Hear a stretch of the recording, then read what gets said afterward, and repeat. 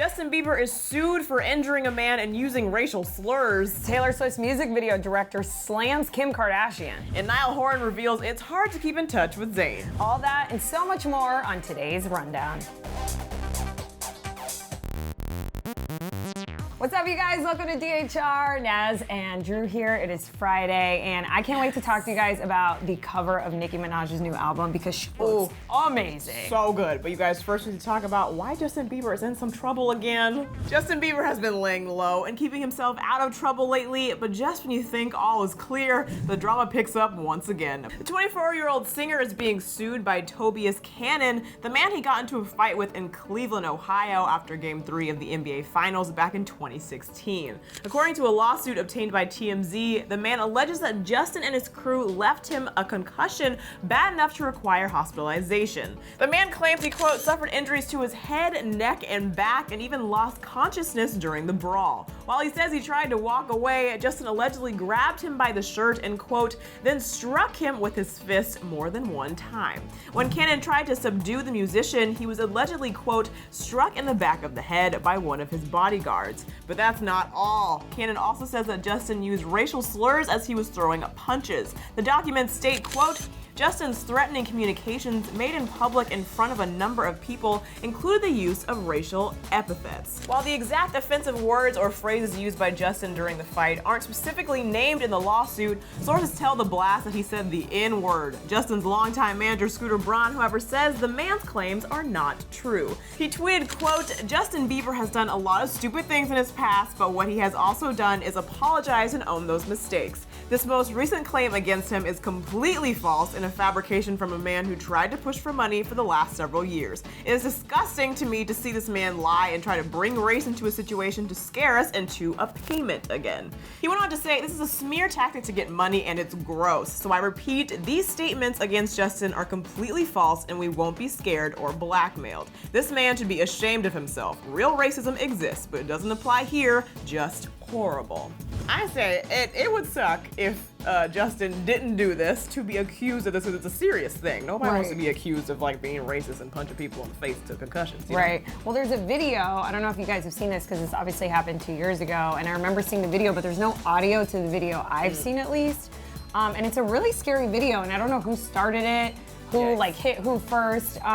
But yeah, I agree with you. This really sucks for Justin if it's not true. I don't want to believe that Justin, did these things because I love him so much, you guys. Yeah.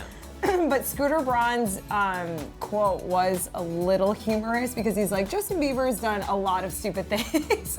So I do this one. Yeah, exactly.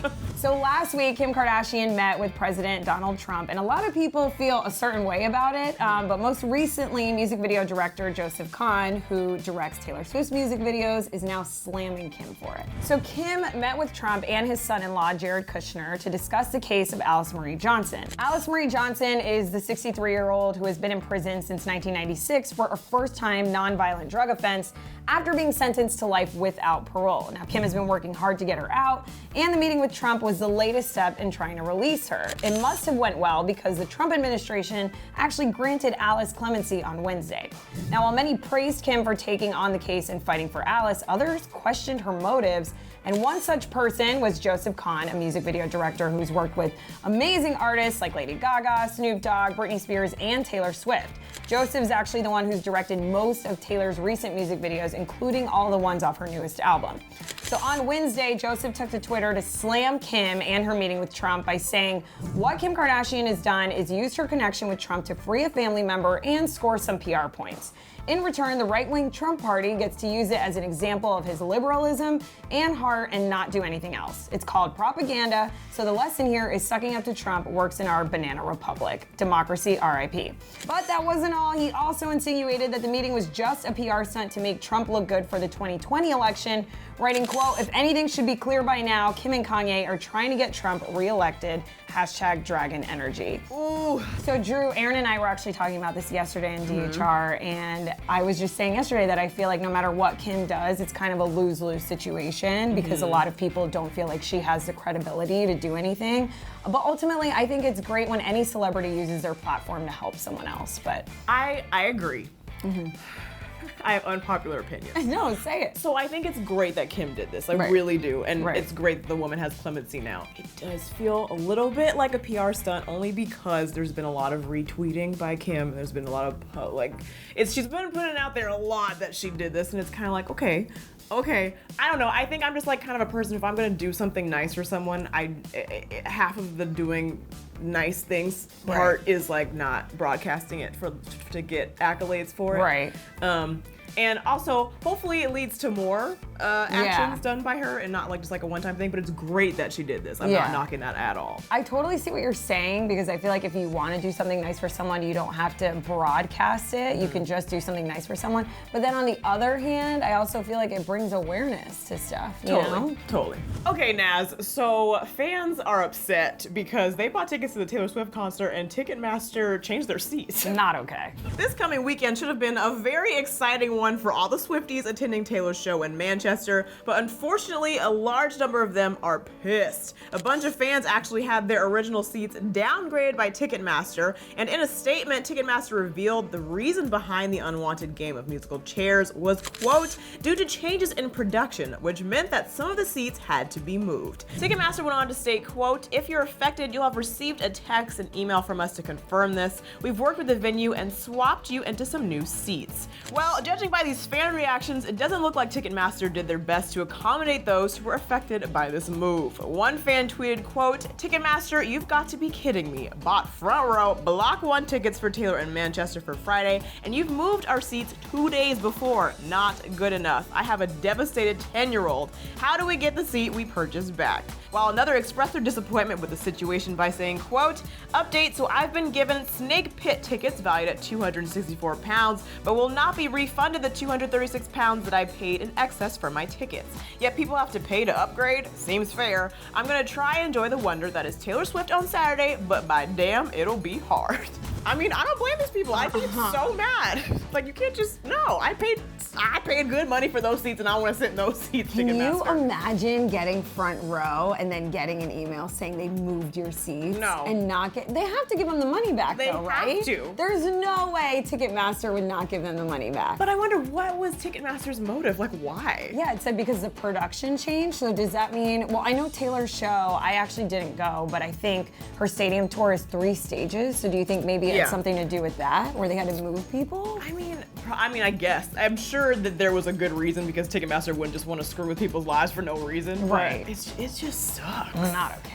Well, we all know One Direction is no longer together. I'm still not over that one. And we all like to think that they're still all friends, right? But Niall Horan recently spoke out in an interview and told everyone that Zayn's actually really hard to keep in touch with. Niall Horan recently had an interview with today's entertainment reporter Richard Wilkins and was asked whether or not he was still in contact with his former 1D bandmates, to which Niall replied, quote, yeah, all the time. Amazing. He explained that since everyone is off doing their own thing, they make a real effort to stay in touch these days, adding, quote, Harry's doing his tour, Louis is making more music, Liam is down in Mexico at the minute, and we all like to keep in touch. The reporter then pressed Niall on whether or not he was still in touch with Zayn, to which Niall said, actually, I spoke to Zayn about 3 weeks ago. We had a big conversation and on text and stuff.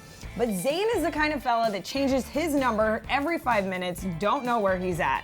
Changes his number every 5 minutes. Can you imagine the anxiety of like dating Zayn? Well, does he think Niall's serious? Like, do you think Zayn legit changes his number every 5 minutes? I mean, not every 5 minutes, but he obviously does it a lot because, I mean, Niall would be someone, hopefully, that is still kind of close to Zayn, so he would know, right? Why do you need to change your number so often? I don't know. That's a little sketch to me. You know? But also, like, if you were a celebrity, you know, maybe certain people get your number. Yeah. And True. You kind of want to ghost them in a not like mean way. You just change your number. That's so annoying though. Think of all the credit cards you have at like Sephora and stuff, and they ask for your number. Oh yeah, that's true. But then he probably has like assistants that change it all for him, you know? Right.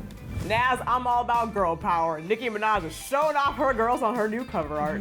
Nicki took to Twitter captioning the cover art, quote, my greatest work to date. Thank you for your patience and love. Pre-order next week. What she's referring to when she says patience is the fact that this album is highly anticipated. It was originally supposed to be released June 15th, but now the album is set to drop on August 10th. The artwork shows a gorgeous Nicki in front of a red backdrop, chilling casually on a tree branch, although her pose seems less than comfortable.